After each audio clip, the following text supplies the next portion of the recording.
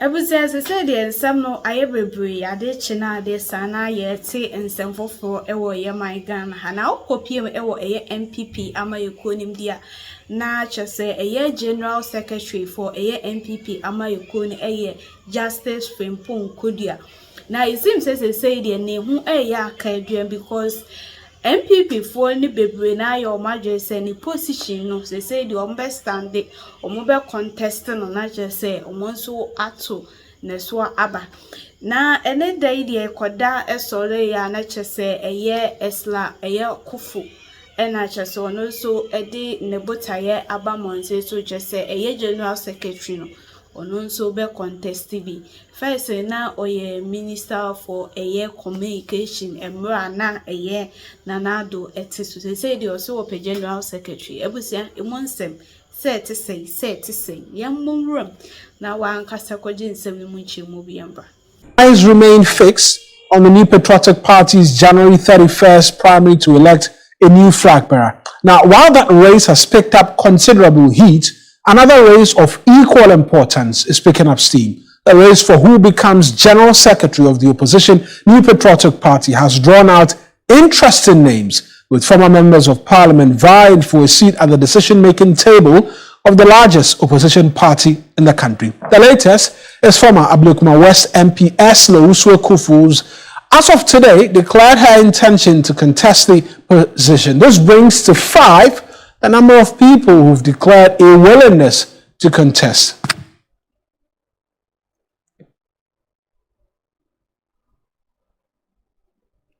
We'll walk you through this afternoon details of the individuals who have decided to be a part of this, and I mentioned five of them.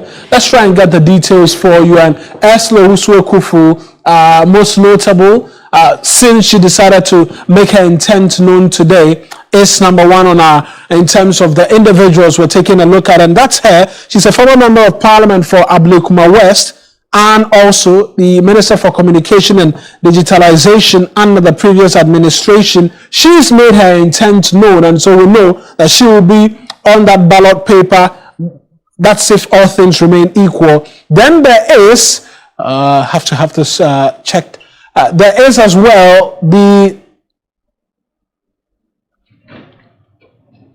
Justin Kodua, who is the incumbent General Secretary of the New Patriotic Party. He says he's going to contest as well, and he will be a person of interest in this particular one as well. He's the man everybody will be seeking to beat, and that remains to be seen if it is the reality. Also, vying for that position, Eugene Boachi is a former member of parliament for the Subin constituency as well. He had made his intention known very early, very early. He continues as well to be a person of interest in this particular race.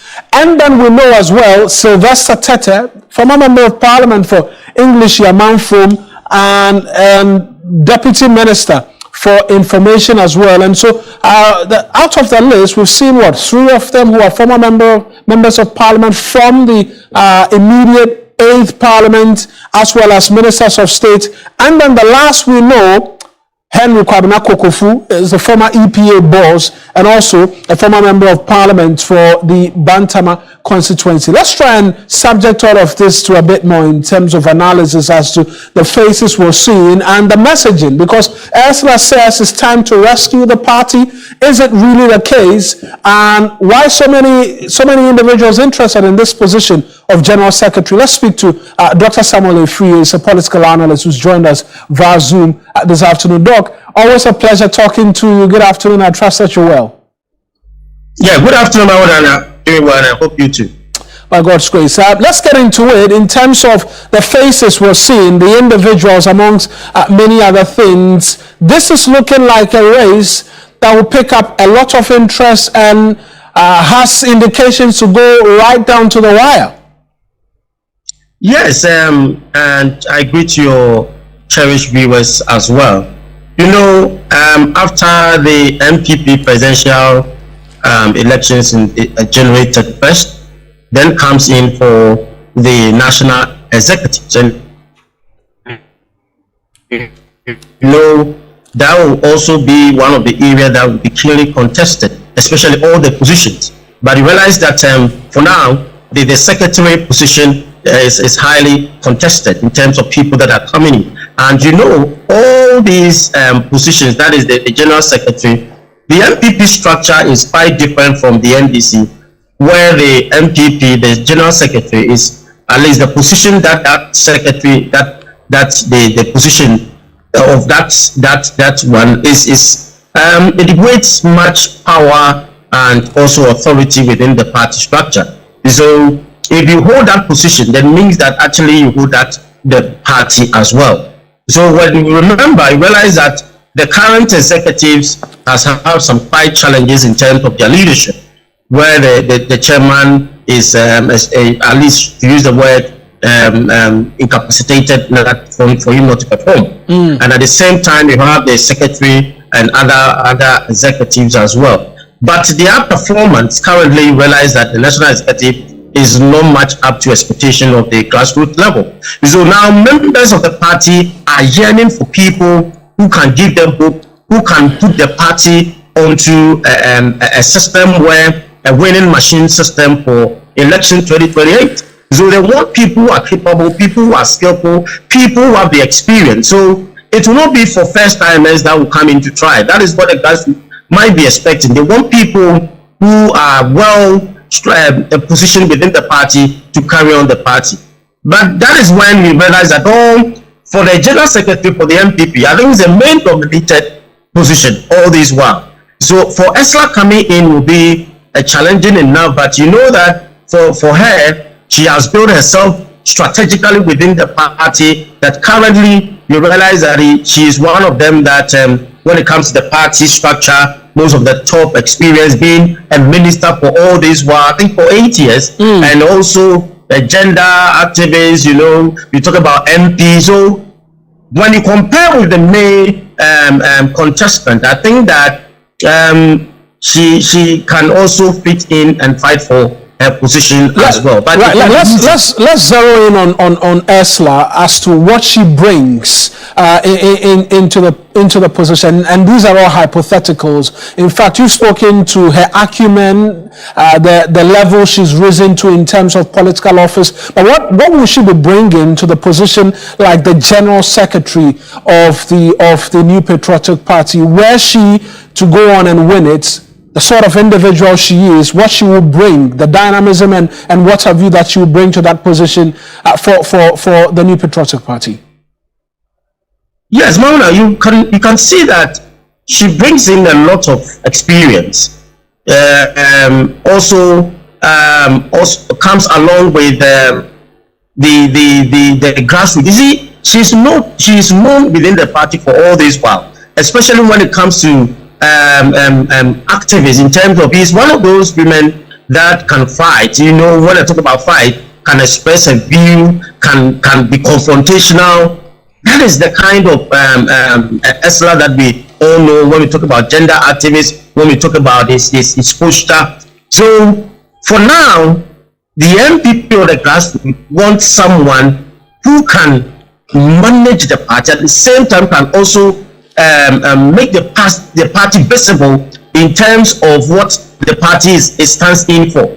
So for me, and I also learned that the women organizer, the other lady from also want to contest. So when you look at the position of Esla comes along with a lot of male power kind of visibility for her to able to handle that position. Administratively, being a legal person, being a minister, when it comes to administrative, I think that she is the more qualified one. But it's a male dominant. The issue is that it's a male dominant position, and she coming in. The question is, can she perform?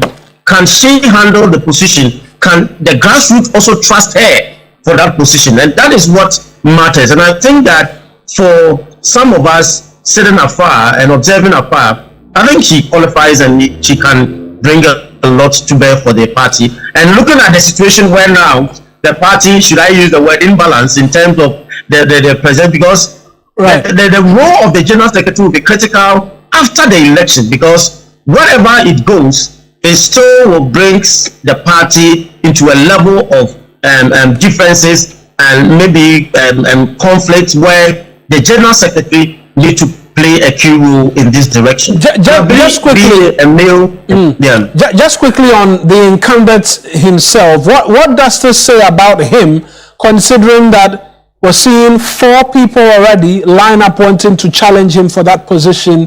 A vote of no confidence in him, or this is a contest everybody can be a part of, and so it's just fair that people challenge him? Just briefly. Well, I think I'm one of those that have been asking for the block resignation of the current executive once the party lost in 2024, because for me they don't, because if in your term the party has lost briefly and all the executives should have even apologized to the party members and resign on block and come along with an interim executive to even run these elections.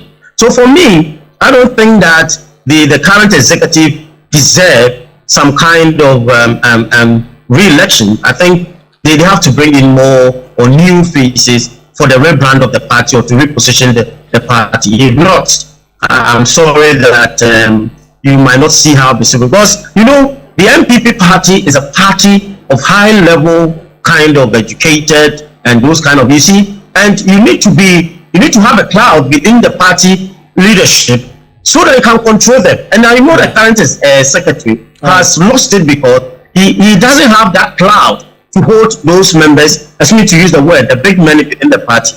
But I think you need a secretary that's tough, because I've been comparing the executive of the NDC and the MPP